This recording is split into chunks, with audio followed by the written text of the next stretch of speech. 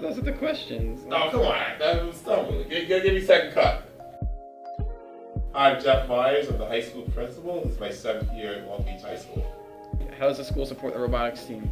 Well, the school district in the whole has been very supportive of this robotics team. The past few years we've had a robotics club. Next year we're introducing a new robotics class. What is this technology like in the high school? Technology at the high school is advanced. We have computer-assisted devices. Students are getting first-hand, hands-on training with new technology. It's helping them to advance their skills and to be prepared to do more advanced cuts and so forth. What do you like about the club? I like that it has a nice environment of friendly people. We're always down to have some fun, but know when to get serious and start, getting stuff done. Because we always get to construct these cool robots, and I get to flex my engineering muscle, which I always love to do. But you get to do it with a team of people that are nice. And How long have you been in the club for? Just a few months. Just since the beginning of the year.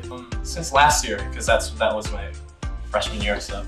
I joined the club around the middle of my freshman year, but I've been with robotics or the concept of robotics since early middle school when I joined Lego Robotics. 2 years, 3 years. It's hard to keep track exactly. When you're in an environment like the robotics club, it feels like time isn't exactly the same because you're just enjoying yourself so much. You get to do so many things, P-O-L-I-T-A-N-O. And I'm in 10th grade. What's LBHS support from other robotics teams? I think we generally have a great, metal shop.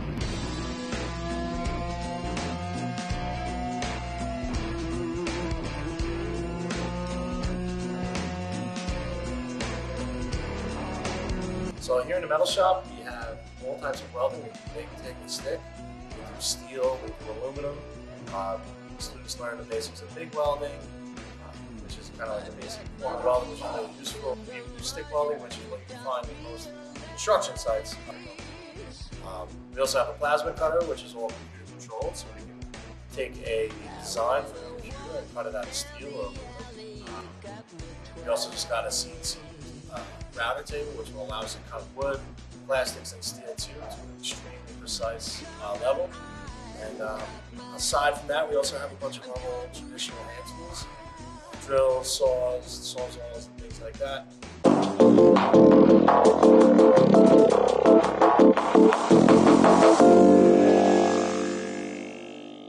This is the team's first actual time using their robot in a competition with other robots.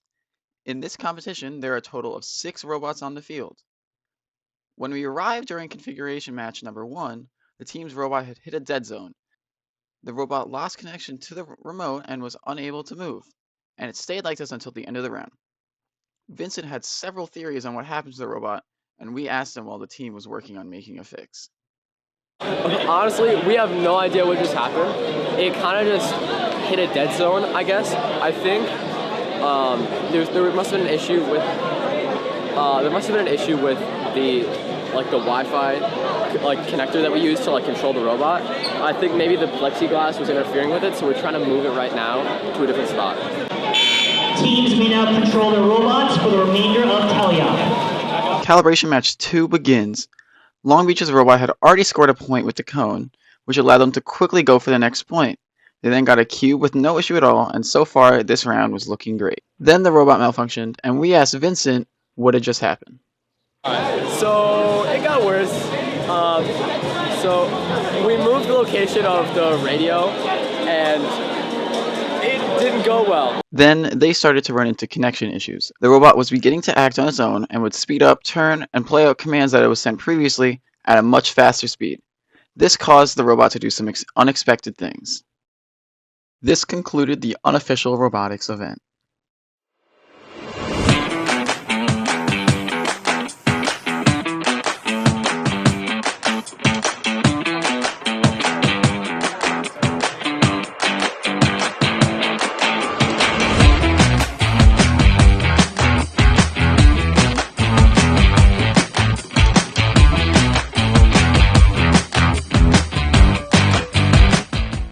Now it's time for the final week. After prepping endlessly for 3 months, it's now time for the team to face their final challenge, an official robotics competition.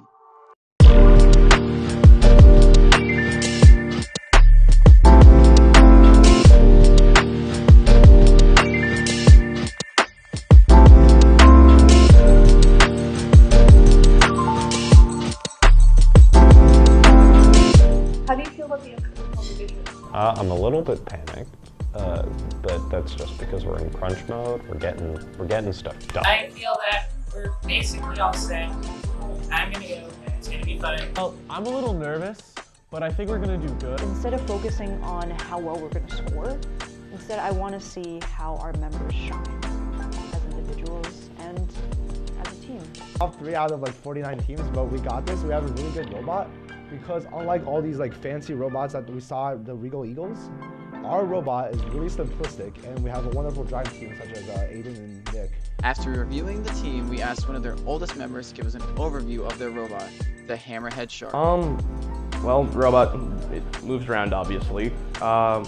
We use tank controls so that each side is controlled separately with a separate controller. Have an extending arm that has two different points of moving upwards, a movement this way and a movement outwards, with a claw at the end of it that opens and closes using pneumatics to pick up cones or cubes.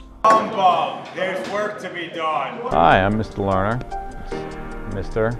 M.R. period Lerner, L.E.R. N.E.R. And one of the robotics coaches and the drivers also got a little drive time in. So we actually practice driving figure eights, reverse figure eights, and we're actually practicing with some of the field elements that we made.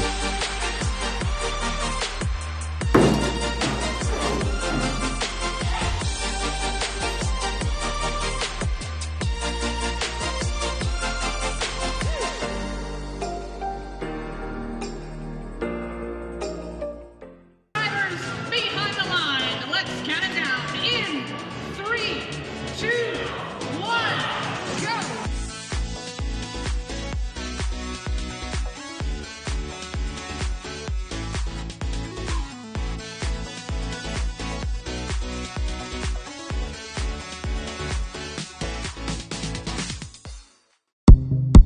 My name is Beryl Johnson Seeberger, and I am the Master of Ceremonies here today. What I like about FIRST is that it's not just the competition, it's also making sure we are gracious and professional and learning much more important skills, not just technical, not just solving one problem, but how to solve many problems under pressure, graciously and together. Give it up for Riptide, 8267.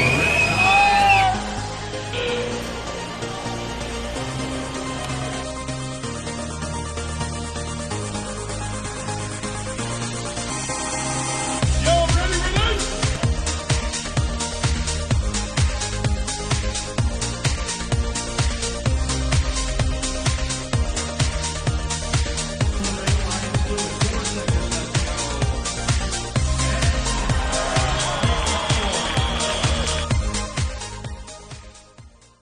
Throughout the event, they had many ups and downs. Placing 5th only a few hours in, Johnson tells us about one of their best moments. All right, so last match, our second to last match for the qualifiers, we won.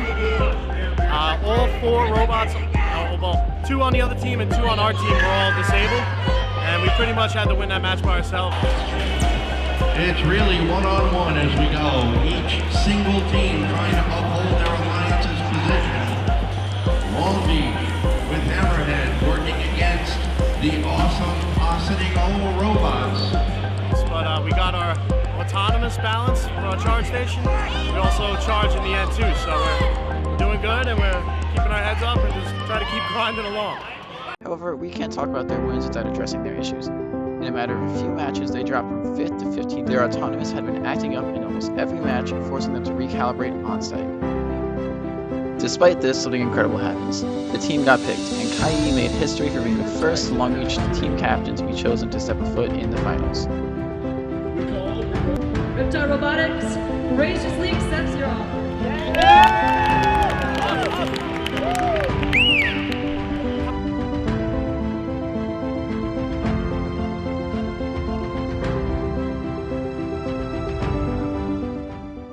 Fate was not on their side. Coming up on the board.